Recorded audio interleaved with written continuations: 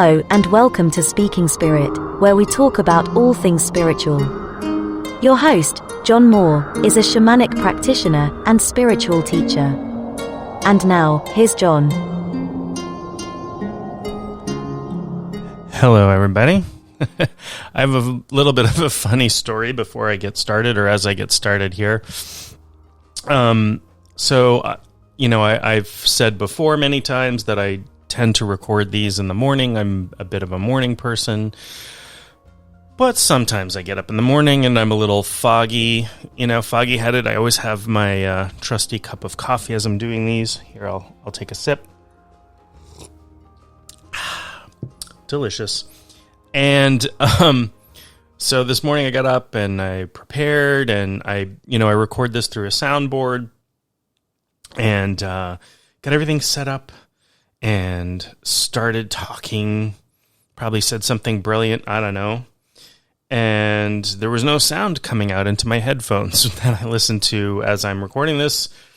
And sure enough, I had plugged the microphone into the wrong thing, so no sound was coming through. So I started over again. I normally don't do false starts or any editing or anything like that, but I figure you probably don't want to listen to, an hour of blank air while I'm talking into a microphone that's not connected to anything recording. Anyway, podcast technical issues. I am a technical person, and I was before I became a shamanic practitioner.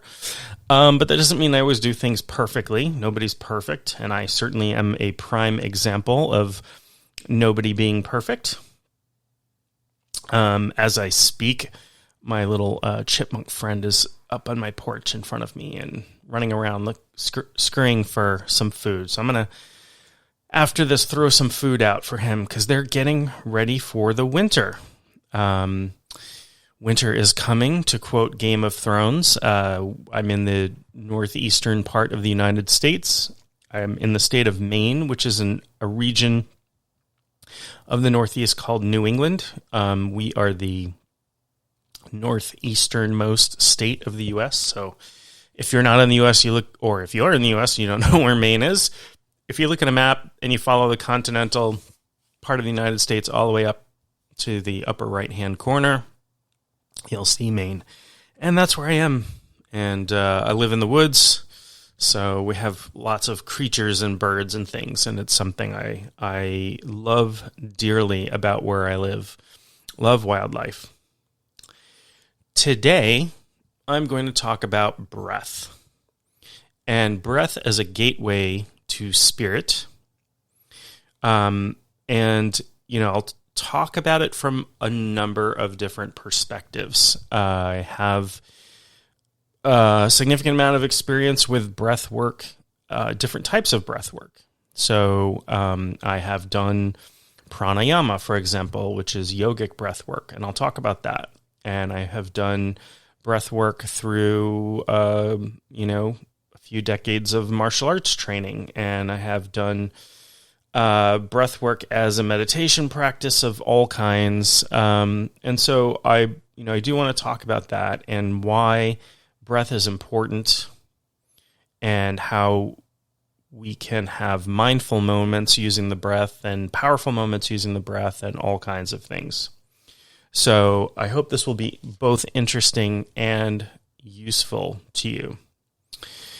One of the things that I like to look at when I examine spiritual topics is how they are handled historically and sort of globally, right? So I practice shamanism, and, I have looked at, certainly not every form of shamanism, because that would take me an entire lifetime, I'm sure. But I have looked at, examined, studied, some things more in depth than others, different forms of shamanism as they have existed, as we have historical records for some, and we don't have historical records for a lot, but as they're still practiced today. I think, I feel personally that being well-rounded is important to me.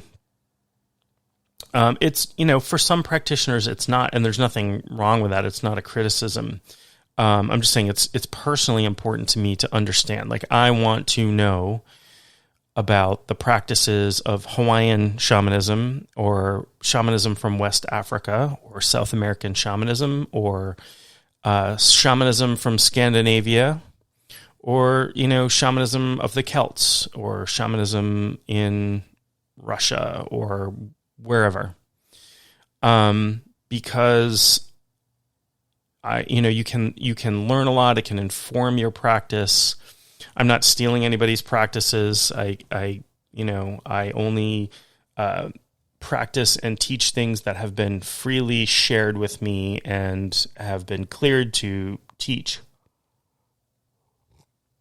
Excuse me while I take another sip of coffee, I just love coffee.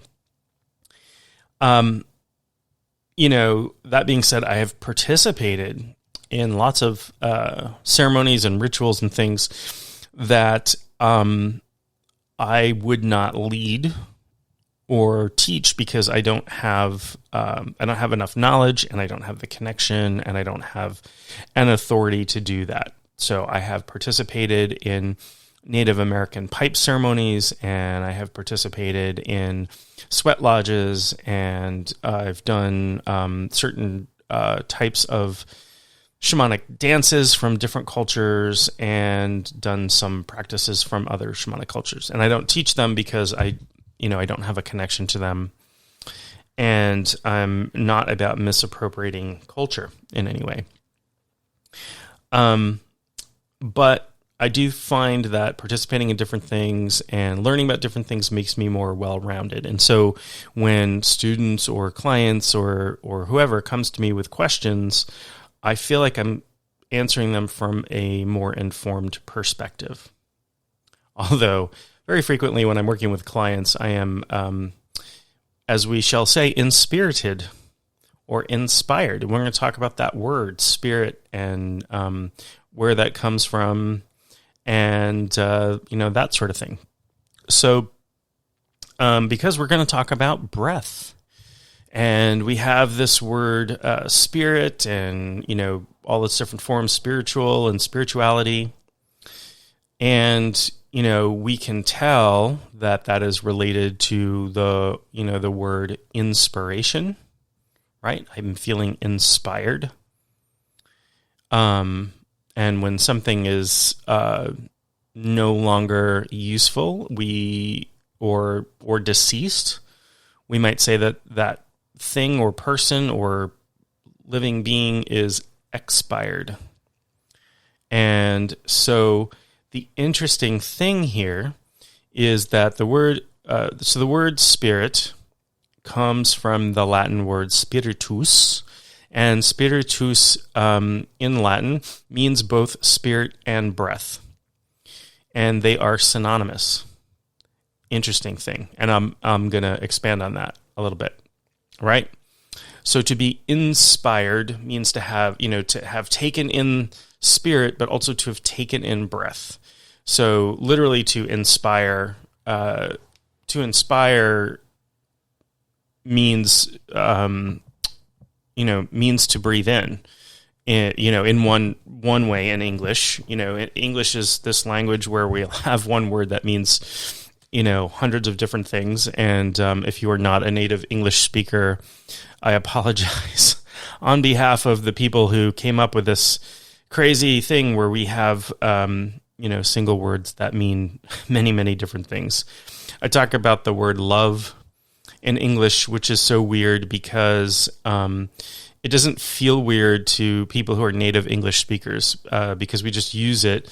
But when you really think about it, I can say, I love this sandwich that I'm eating, and I love my children. And that is not the same thing, I hope. Hope you're not eating your children. And I can be in love with a person, romantic love. And so we have to put modifiers on it. I can love my family. I can love my children. I can love my country. I have a sense of patriotism. I can love my community. And these may all be different things. And I know in other languages, I've heard, for example, that Persian has 90 plus words for love, and some other languages are the same. And gosh, I love that. See, I can love that. I can love that fact. And that's not the same thing as loving a cheeseburger or loving my children. So, the word inspired, when somebody is inspired, it means they're motivated, or they're, we could say they're full of spirit, or it could mean that, inspiration could also mean I'm the act of breathing in. And expiration is the act of breathing out. Or it's the act of dying, right? Because the idea is that when your breath leaves your body, so does your spirit or your soul. It becomes detached from your body. So in Latin, there's also the word animus, where we get the words animal and animate and animated, and probably a bunch of others. And this is also another word for spirit, but it also can mean breath or wind or puff of air. So there's a link in Latin and thus English, where we have borrowed from that, and probably other Romance. Well, English is not a Romance language, but probably in Romance languages there are links as well between spirit and breath. So then when I look out at other cultures that I am, that I have at least a passing familiarity with, or have even just, read something about, I see the same thing occurring in a lot of places, right? So in Greek, we have the word pneuma, which is another word for spirit. And pneuma is where we get lots of things having to do with lungs and breath. Pneumonia, for example, or pneumatic, or, all kinds of things having to do with air and breath, also having to do with spirit. In Hebrew, and, I will apologize if I am mispronouncing this stuff. As I've explained, I'm a native English speaker. I have limited studies in other languages. We can credit the public school system in the United States with that. I know in other countries, multiple languages are taught in public schools from a very early age. That is not the case in most of the United States. We don't start learning languages until way too late, unfortunately. So, in Hebrew, there's the word ruach, which is spirit and also breath. In Chinese, we have the word qi, or qi or chi, as some people pronounce it, and in Japanese we have ki, which has to do with spiritual energy and is very, very associated with breath. This is where we get the word qigong, which is like energy work in Chinese. And, qi is, yes, it's this vital energy that runs through the meridians. It's the thing that acupuncturists affect, and martial artists use it to disrupt their opponents' bodies and that sort of thing. And so it is the animating factor of the body. It is the thing that keeps processes running. And it is very, very, it's complicated because there are different kinds of qi. There's qi that comes from your food. There's qi that comes from the air that you breathe. There's qi that you can absorb from the universe. So there's different sources, but still the word is very much associated with breath. And it's clear to see why that is, right? Because when a person or an animal dies, we stop breathing, right? Modern science has, some different definitions of when somebody is dead. We can check somebody's heart and their heart stops beating. And then some minutes after that, the brain dies from lack of oxygen. And we can measure those things, but in ancient times, before we had modern medical equipment, when a body ceased its breath, it was either dead or practicing some very advanced meditative practices. There are some meditative practices where the breath can be held for extremely long periods of time or stopped. And there's pranayama, which is practiced, I can't remember the term for it at this point, which is practiced on the breath is held on the exhalation for longer and longer periods of time. And now there's some scientific research showing why that can have a positive effect on the body. I should say, don't try this on your own. There are implications of breath work for different types of medical conditions, and I am not a doctor. And so certain things like breath holding exercises can be unsafe for people with certain medical conditions, or if they're pregnant, or if you have medical conditions that you don't know about. So I'm not recommending you just start practicing things without checking in with a doctor. Always do that anyway. But I know that there are breath hold exercises where, when we think about holding our breath when you're a kid and maybe you're swimming, you take a deep breath and hold as much air in your lungs as you can and dive underwater. But there are exercises where you exhale and hold the exhaled breath for as long as possible. And there's some physiological stuff that happens there that's pretty cool, having to do with carbon dioxide and vasodilation and cool things happening. Interesting things happen with this breath work. So I know there is, there are Hawaiian systems of breathing, and I know that there is, we hear the word aloha, which is like, greeting, hello, goodbye. I think it means much more than that, but the ha part is an exhalation. And in at least some part of Hawaiian culture, that is done, you touch foreheads and you say aloha and you exchange breath. It's a spiritual exchange. So there's an exchange of breath there. So it's very, it's easy to see why from ancient times the breath has been associated with spirit, and spirit being the animating part. When you see the body, what animates the body, right? Are we just a pile of chemicals and electrical impulses that randomly move us around towards food and whatnot?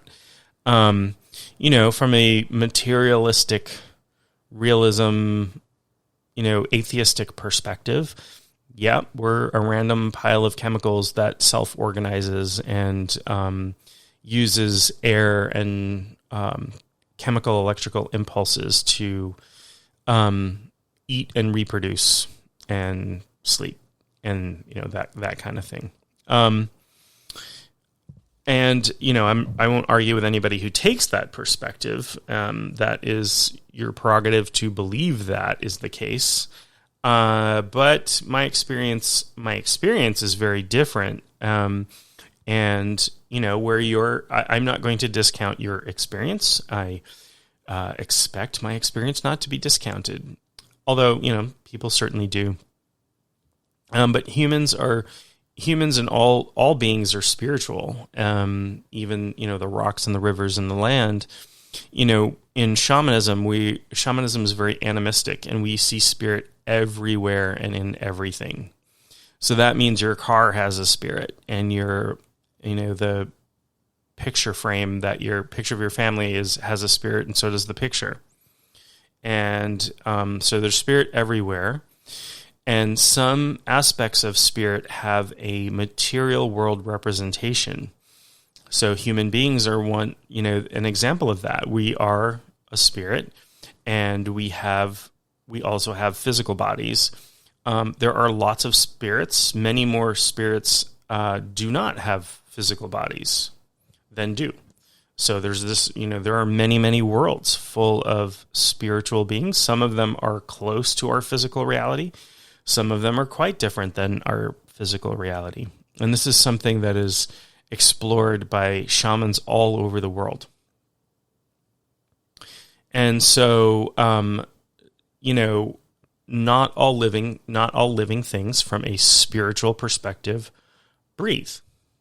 From a physical perspective, all living things breathe. They have some sort of exchange of chemicals. Obviously, fish gather oxygen from the water. Fungi, like mushrooms, breathe oxygen and exhale carbon dioxide, so they're actually closer to animals than plants, even though we might think of them as plants. And plants through their cycles have, breathe in carbon dioxide and breathe out oxygen. That's a very, obviously incredibly oversimplified explanation of what plants do through photosynthesis and whatnot. So, breath is important as human beings because we can have control over it, and it is a gateway into spirit. So, breath, as you know, is an autonomic nervous system function, meaning we do not normally have to think about breathing. We do it without thinking. It's autonomic. It's, we'll breathe on our own without thinking about it. However, you can actually, you can certainly affect your breath by thinking about it. And it is the easiest autonomic function probably to control just by, to have volition over. So, for example, I can hold my breath, or I can choose to inhale or exhale, or I can choose how rapidly I'm breathing, and that will have different effects on me. It will have effects on my body, it will have effects on my mind, and yes, it will have effects on your spirit. And, one of the things that I like to teach and share with people is that this view that body and mind are two separate things and that body, mind, and spirit are three separate things, I think is a bit of a false belief. I understand it's it makes it easier for us as human beings to categorize things, to put things into neat little categories, right? And so, if I were just, looking at a human being, I would say, okay, the mind is the brain. The brain and the mind are synonymous. And, okay, but the brain is part of the body. So the mind is really like the electrical impulses in the brain. And, but we have a nervous system. And, we have chemicals that affect our consciousness. And, we're inputting data through our sensory organs. And, by the way, our stomach produces... our gut area produces the serotonin that we use as a neurotransmitter, and there are neuropeptides throughout our body. And, what we think of as our conscious mind is, sort of located in our prefrontal cortex of our brain. There are a lot of mind processes. In fact, the vast majority of mind processes that we're not conscious of, right? You're probably not conscious of your digestive tract being regulated, or your acid base levels of your body, or your heart rate. It's hard to affect your heart rate with thought. There are people who can do it. You can practice that. One way to affect your heartbeat, so it's an autonomic function, is through your breath. You can take control over that.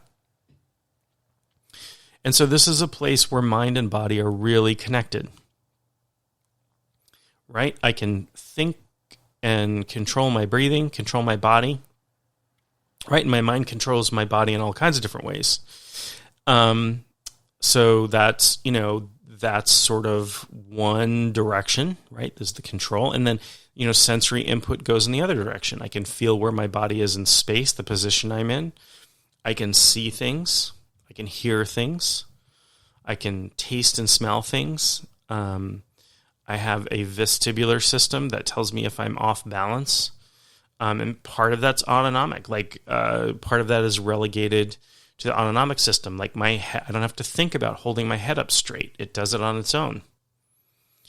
If you ever don't do anything I ever talk about in any sort of unsafe way. Make sure you are physically, spiritually, mentally, and emotionally safe at all times. But one thing that is really interesting, because I have trained in martial arts before, that I've done training blindfolded, and how much of your balance is affected by your vision, right? If you are a sighted person. Now, if you are a person who is visually impaired, your other systems, your vestibular system and your kinesthetic system will take over. And so you don't have people who are visually impaired falling over most of the time, right? But if you tried to, stand still with your eyes closed, you might have a harder time staying balanced. But you don't even really think about it. Like, you have a natural reflex for your head to become level, right? So the horizon, if you were looking out at a scene and the horizon is going to go straight across. That's where we get the word horizontal from. Why? Because we don't stand on our heads and look at things upside down, or we don't walk around with our head tilted to the side most of the time. So there are inroads to the autonomic nervous system, and one of the easiest ones is breath. And so you can affect the body chemistry with the breath. You can affect the heart rate with the breath, the rate of digestion, all kinds of things.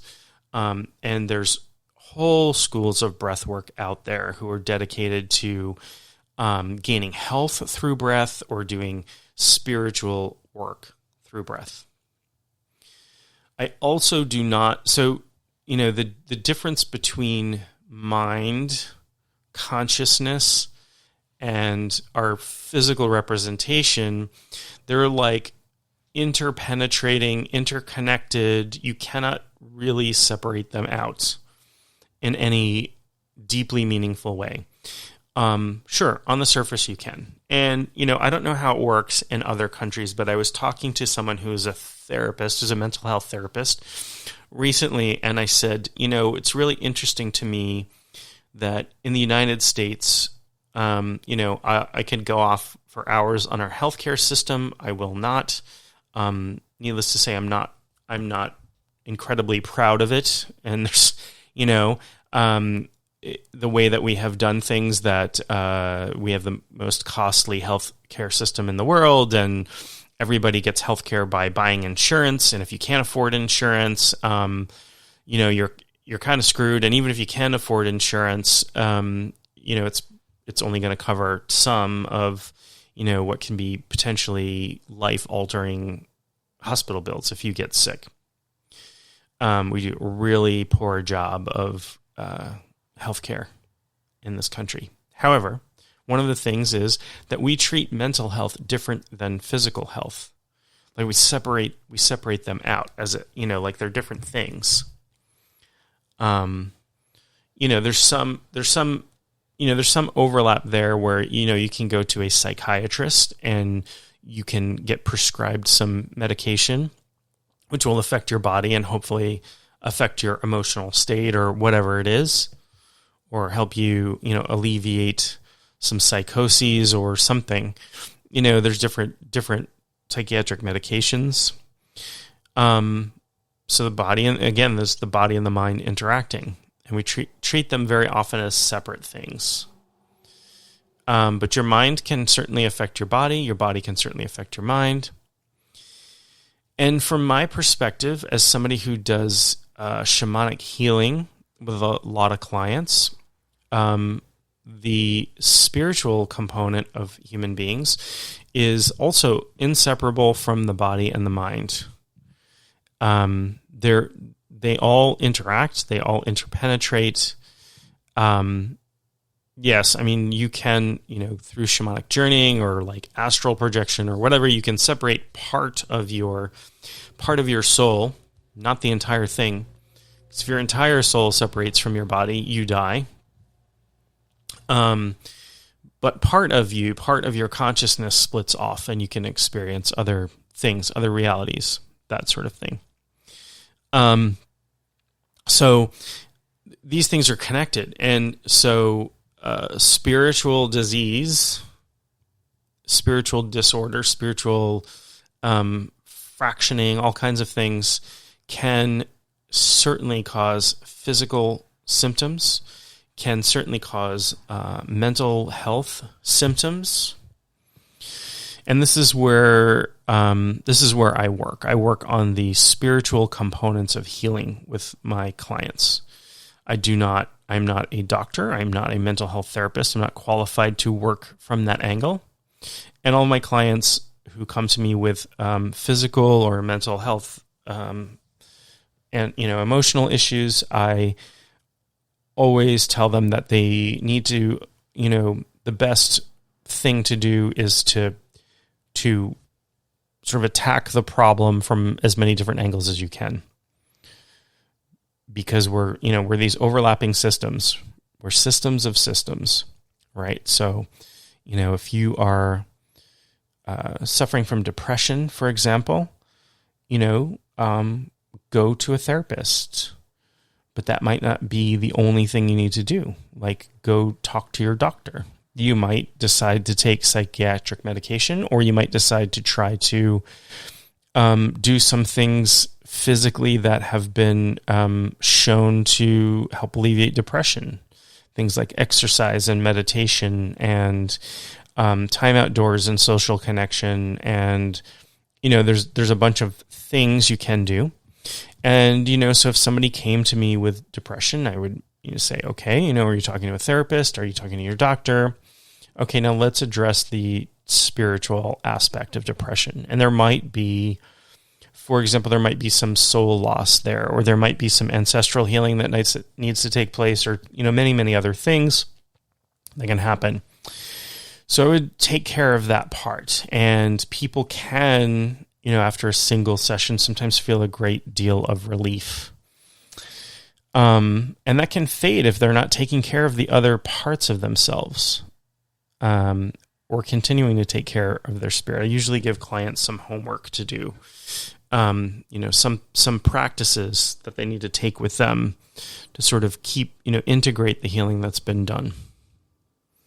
And I really think that that's a key to health. I really think that addressing human beings as holistic systems of systems, and looking at the entire person, not just as a machine, as complicated as it might be, but, as body, mind, and spirit.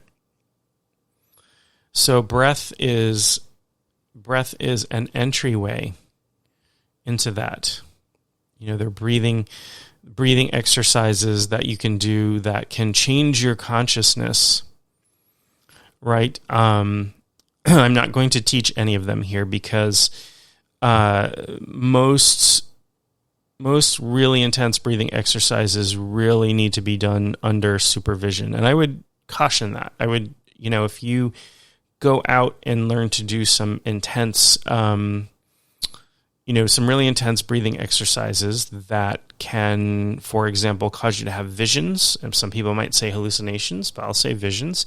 Cause you to have visions, or to dissociate, feel separated from your body, or, to facilitate shamanic journeying or that sort of thing. I would urge you not to learn those through self-study. Go find a qualified teacher to supervise you in learning that stuff, because, if you don't know what to look out for physiologically, that's problematic. And there can be some negative repercussions. You can affect your body positively with the way that you think, and negatively with the way that you think. You can affect your body and mind and spirit negatively by the way you breathe, or positively by the way you breathe. You can find breath coaches out there, and you can go to breathwork classes, or you could take a yogic meditation class and learn pranayama, safely with an instructor and follow their instructions. The breath is very powerful, very, very powerful. So in a lot of shamanic work, and this is, currently because of the pandemic, I am only working with clients remotely over Zoom. I tend to have these, healing sessions over Zoom. And they work just fine because there is no real difference in time or space with spirit. Spirit is formless. It doesn't have matter. And physically, time and space are intimately linked to matter, right? Gravity, time and space, matter, relativity, all of that stuff, which is, I maybe understand a fraction of a percent of, but I know enough to know that, there's things like time dilation relative to gravity. So time passes differently in space than it does on Earth. So if you take a clock on Earth and a clock and you put it in space at the same time, the clocks are going to be off after a very short period of time, because time travels different. The pace of time is different. And that might seem really weird, and it is. But gravity, matter, mass affects time, the flow of time. And space as well, without, time, space, and matter are all intimately linked physically. So because spirit doesn't have matter, it is timeless and spaceless. So I can do a healing for somebody on the other side of the world, and has, it can be just as effective. That being said, there are some advantages to being in the same space and putting hands on a person and having them witness the work that I'm doing. And that is, I would argue, primarily psychological. That's not to say that it doesn't make a difference, because psychology is important. And when I do, Zoom sessions, I turn my video on so I can talk to people and they can see what I'm doing, and, that sort of thing. And that does make a difference, because it's going in through their psyche as well as their, as well as the spiritual work that I'm doing, which can be very subtle sometimes. Sometimes not so subtle. Sometimes people can have these huge shifts. So one of the things that many shamans do in a healing is that you will see them blow into the body of the client that they're working with.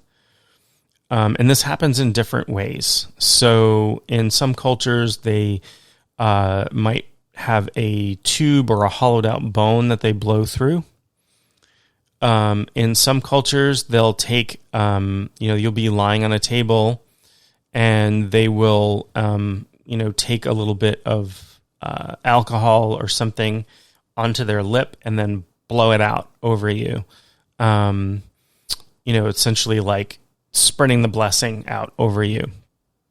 It's not really spitting. It's not really the same thing as spitting on somebody. It definitely has a very different meaning and a very different spiritual implication. So they will breathe on you, and a lot of them, they will sort of like cup their hand into a hollow tube, so like make a very loose fist that they could blow through and blow into different parts of your body, the top of your head, your heart, other parts of your body. And during that time, there's a transfer. There's some sort of transfer. So when I do power animal retrieval face-to-face, I would blow that power animal into the person's body. Or if I'm doing soul retrieval, the soul parts that I bring back, I'm blowing them into the body of the person. Now, is that to say that the power animal now lives inside the person's body? No. But we are blowing the energy of that power animal in so that connection or reconnection is made. And, with soul retrieval, the soul parts that come back that get blown into the body get reintegrated. So, we blow them into the body, even though spirit doesn't really have physical form. You can see, sometimes there's spiritual form. People can see auras or spiritual doubles or, etheric bodies, and there's all these different words for them. Ultimately, the spirit body is formless. You have a soul body that has more of a form and can take on the shape of the person sometimes, or, when people talk about shape-shifting, I'm really going down a tangent here. You've heard of shape-shifting before, with shamans turn into the form of animals or what have you. Primarily what's happening is they are changing the part of their soul body that journeys into the shape of an animal, usually an animal, and taking flight or doing whatever. I have not, in fact, personally experienced physical shape-shifting. In an infinite and expanding universe, anything is possible. But I have never seen, witnessed, or been able to change shape, right? I've never seen a person's physical body turn into a raccoon. Do I think it's possible? I mean, I think anything is possible in an infinite expanding universe. But what I can tell you is that from my perspective, from my experience, and granted, I've only been on this earth, I'm coming on 50 years, folks. And that seems like a long time for me. But in the scope of things, in the scope of human existence, that is not very long. In the scope of the world's existence, that is not a very long time. So, but in my experience, shape-shifting happens on the level of the soul or astral body. And it is a very frequent practice in many spiritual systems.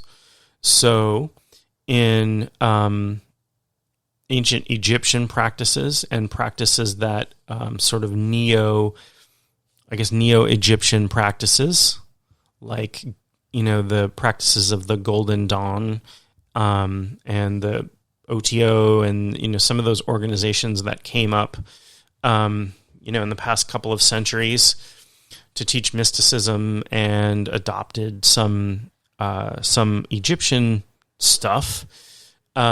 People do what's called assuming God forms. And that means you mentally,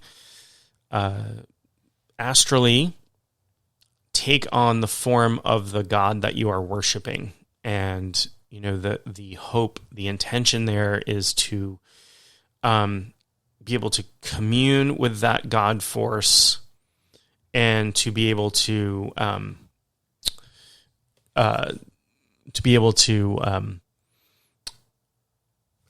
wield the power, for lack of a better term, of that God. If we're doing magical workings, for example, I might take on the form of Thoth, the ibis-headed god of Egypt, who is the god of writing and magic and that sort of thing. So they'll mentally, psychically, astrally take on this form of the god. They might dress they must dress up in Egyptian garb and take on certain poses and do certain chants and have all kinds of things to sort of, move that along. But I don't think I have never seen anybody actually physically change into the shape of, one of these God forms.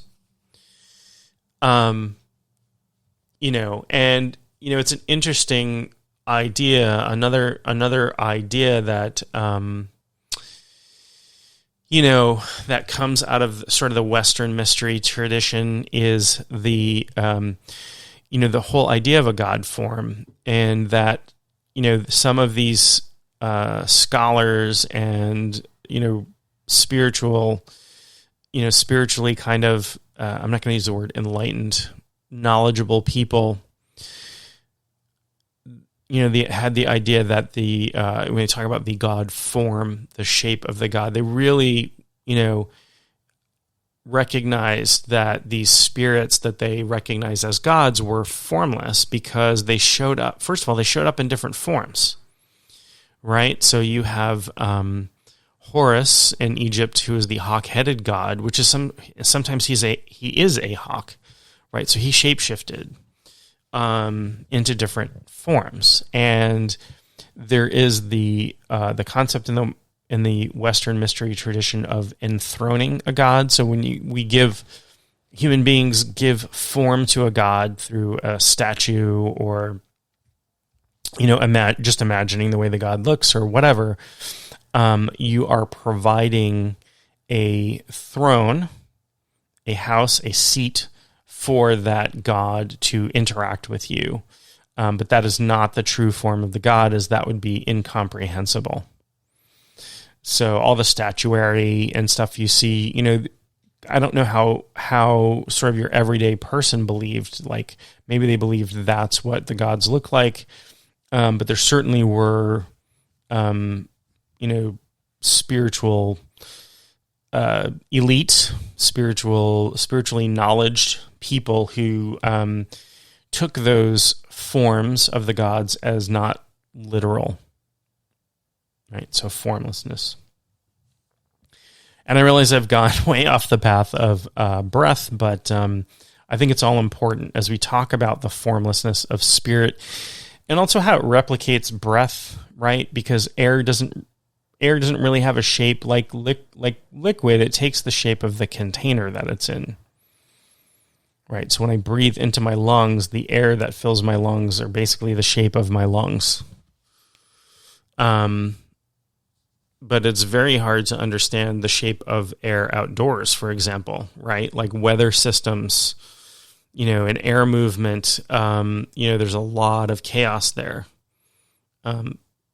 Because, we're talking about subatomic particles up to huge hurricanes and weather, giant weather fronts and that sort of thing. So the level of air movement and air temperature and all of those things is sometimes a little hard to get a grasp on, and that's why people who predict the weather can be wrong a lot. And computer systems that are very complex and trying to predict the weather can be wrong. Some good portion of the time. Because they're guessing, they're using best guess. So air and spirit are formless is another connection, and why it's easy to equate air, breathing, with spirit.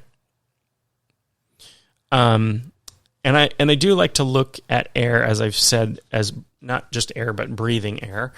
There is the spiritual component of air, which is, you have the elements, the traditional elements of earth, air, water, and fire. And air is one, air is the dry, cool, moving component of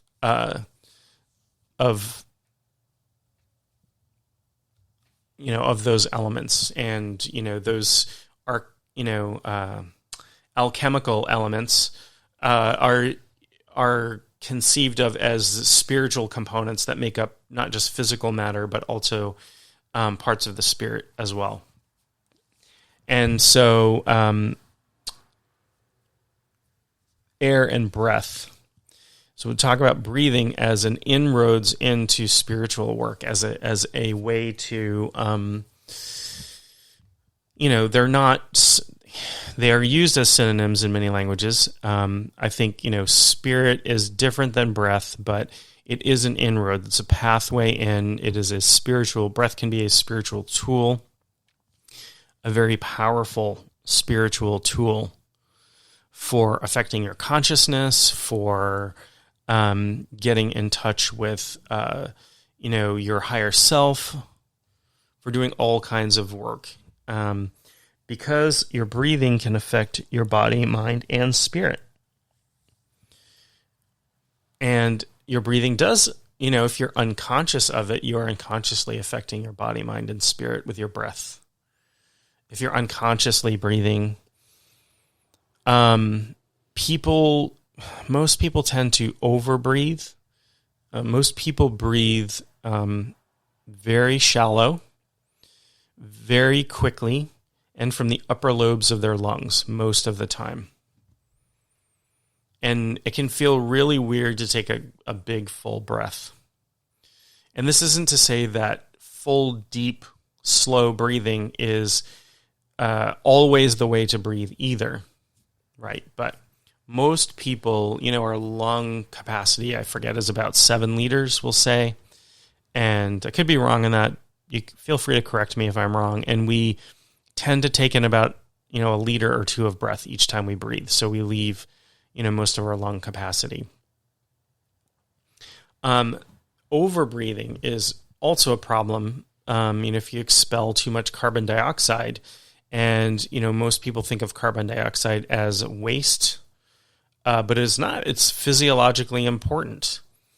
The chemical process that strips the oxygen molecules off of your hemoglobin in your blood requires carbon dioxide to release that oxygen, which is why if you hyperventilate, you breathe too fast, you expel carbon dioxide too quickly, you can get faint and you can pass out and all of those things. And that is in part because the chemical process required to remove the oxygen molecules from hemoglobin and give them to your cells isn't happening.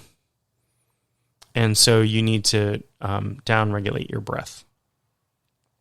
So there's all kinds of different breath techniques, and they all have very different effects on the mind and body. So there's the Tibetan practice of tumo, which is the inner fire, which, is amongst other things, a breathing exercise. Now, it is much more than that. And you may have heard of this, but people who have trained in this, and this is a super dangerous practice to just start training on your own. So I don't recommend that at all. If it's something you want to learn, go find a Tibetan tumo master who will take you on and teach you. But it can actually raise the body temperature. So monks can go out into the mountains and, where it's cold and melt the snow around their bodies, or wrap themselves in wet blankets and dry out the blankets from the heat coming off their bodies. And that's an interesting physiological effect. I believe that, and I apologize for not translating this into centigrade, but I live somewhere where we're still using Fahrenheit. But so normal body temperature is about 98.6 degrees Fahrenheit.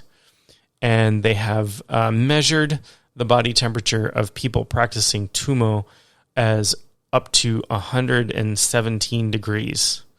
Now that is crazy hot. If you were that hot when you arrived at a hospital, they would assume that you're dying of some kind of horrible infection. Like 105 is a really bad fever.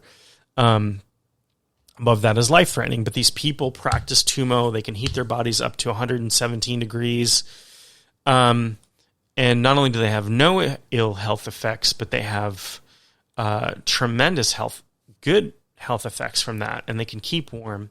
But it is ultimately a spiritual exercise, even though it strongly affects the body and can be used as a survival technique if one is caught in the cold and exposed to cold. Imagine being able to prevent hypothermia like that. It's pretty amazing stuff. It also shows us that the human body is capable of amazing things that maybe we haven't even discovered yet. But again, it's that mind, body, spirit connection. There are certainly Hawaiian breathing practices. I've seen certainly Native American breathing practices and chanting practices. I've seen Inuit chanting that I can tell is stimulating certain types of breathing. I don't know enough about the culture to talk about it too much, but I've seen this sort of chant happening that forces a really certain type of rapid breathing. And my thought is that there must be a spiritual component to that. Be very interested in finding out. Perhaps I should learn. Perhaps I should do some research. So I hope this has been helpful. I do like to always leave off with some sort of helpful advice or tip or something along those lines. And I will do that today. But as I said, breath work can be, if practiced incorrectly, can be dangerous. So don't do any extreme breath work without proper instruction and supervision. But I will give you this one tip that you can take with you during your day, and this will help you.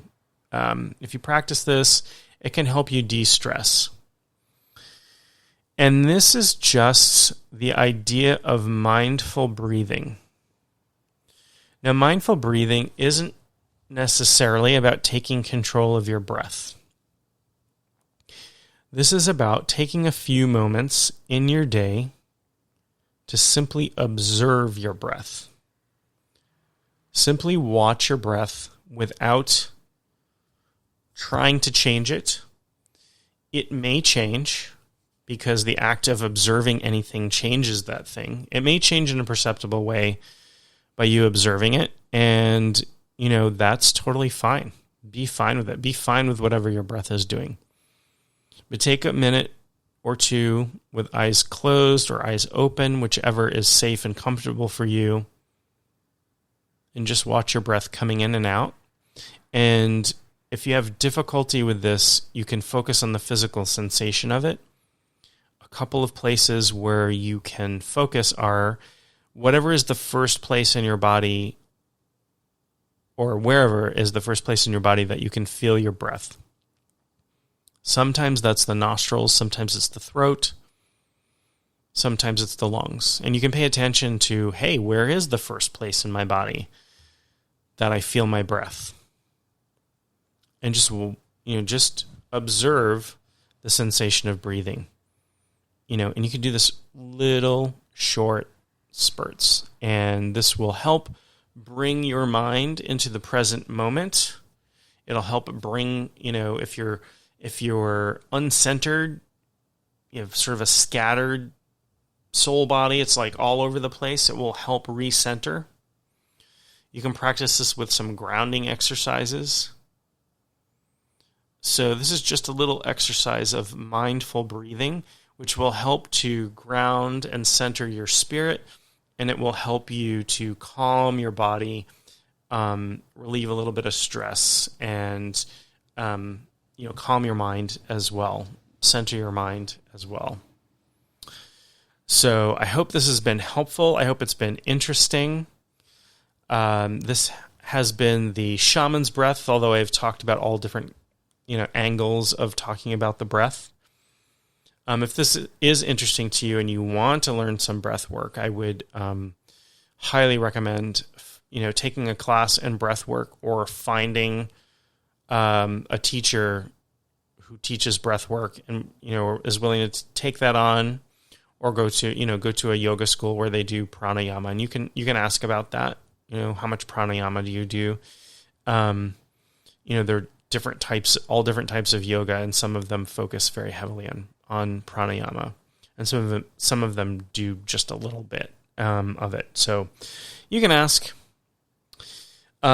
So that is it for the day. I love you all. Wherever you are in the world, I appreciate you tuning in and spending some time with me. I hope that you will, if you have not already, I hope that you will subscribe to this podcast. I hope that you will come to my website and follow me on social media and all of that sort of thing. I have some cool stuff coming up.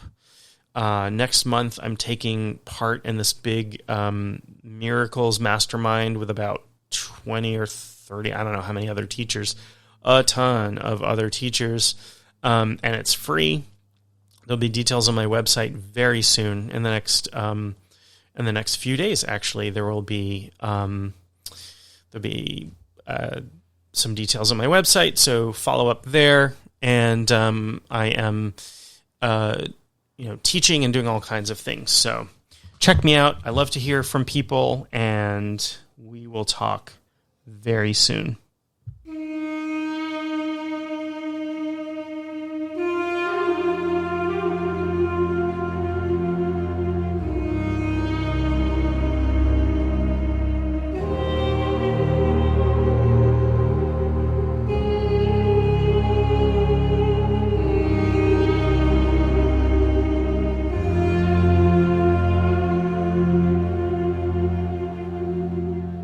You have been listening to Speaking Spirit with your host, John Moore. For more info or to contact John, go to mainshaman.com. That's maineshaman.com.